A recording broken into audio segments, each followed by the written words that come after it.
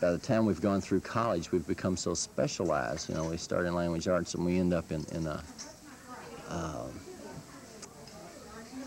cultural history, studying certain peoples that lived 3,000 years ago in a particular area or something, and we become so specialized in our own little place that we lose the whole, we lose the overview. And maybe this approach is a whole lot more conducive to seeing that it all is important, that it all does tie together, that you can't study trees without also studying the dyes and things necessary to produce garments here in the weaving shed or something. You can't do weaving without also studying plants.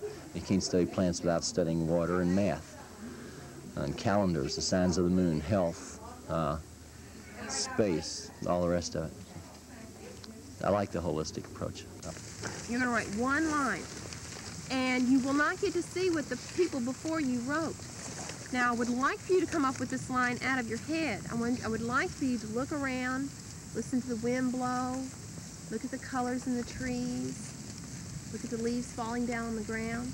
Think of some of the things that you've seen and done today. One line, just one line. Apples are good and tasty too. Juicy and ripe.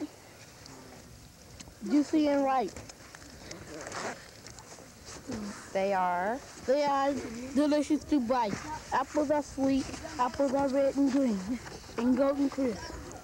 You can get them in far off trees. What? In the fall, off the trees and roadside stand. They heavy and round, ready to eat. Okay, very good. That's very good, Brian. Very good. Give him a hand. Show it to him. See, we did it in the shape of an apple. We did a picture portrait. Leaves are crisp and falling, crisp and light brown leaves. Leaves are yellow and brown, and they are all over the town. When the birds don't make a sound, the leaves touch the ground.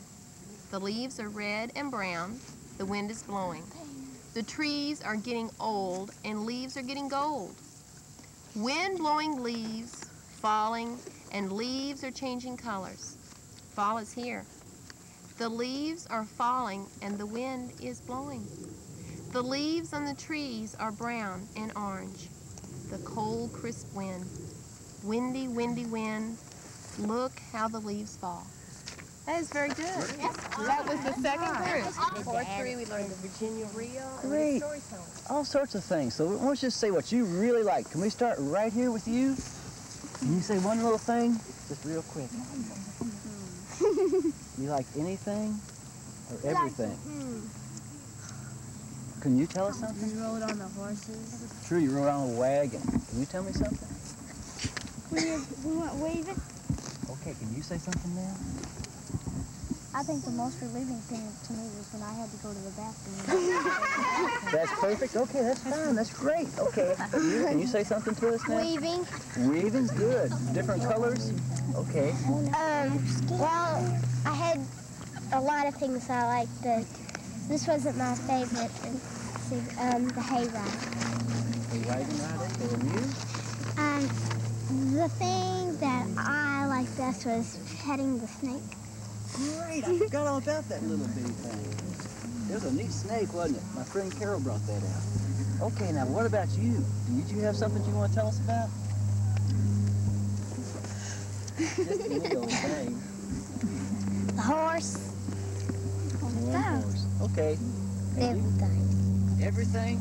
Well, I like that one too. I like the snake the best. Snake? What kind of snake was it? Do you remember? A rat. I held it. A rat snake. Does anybody remember what type of snake that Rat was? snake. A rat snake. A mouse snake. Black rat snake. Okay, next. To me, school ought to be like going on vacation. It ought to be seeing things that you haven't seen and doing things that you haven't done. It ought to be a discovery process. It ought to be exciting. It ought to be going on vacation. And somehow or another we've taken that. And I think at one time it was, originally the first schools were, it was something that the leisured class did. Plato's school, whoever that was, Socrates'. It was a leisure activity. It was a fun thing. And somehow we've taken that and made it something that we connected it with work. You know, it's home work and school work. You know, it's no longer a discovery process. It's no longer fun. It hasn't been for a long, long time. I think it should be, and I think that if we can do whatever we need to do to make it a discovery process again, you know, to excite kids, you know, not to bore them, not to strap them in a seat and do this. And it's not that I'm against the 3 R's. I'm very much in favor of having basics down. But if you can make that process one of fun rather than one of having to do it to compete with your friends for the grades, or having to do it because you just have to. It's something you have to do, like working. You know, you have to do it. I have to go to school until I'm 18. If instead of being a have-to thing, it can be a get-to thing. You know, I get to go to school and I get to do these things, then we're all better off. We no longer have to browbeat, and it becomes an exciting, fun thing that the kids want to be involved in and participate in, whether they're at school or not. I like this place. You know, we got to go on a TT, sitting with this. Yeah, TP, sitting with this lady in a TP. And what did she do? She what with us? She talked to us. Yeah, spoke sign language. And she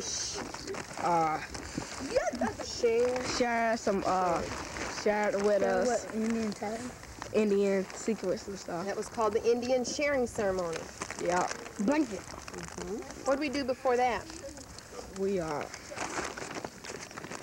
went down to the pond and waterfall and did some poetry. And Miss Stokes acted like a fool, right? I fell off. And our teacher acted like a fool. She almost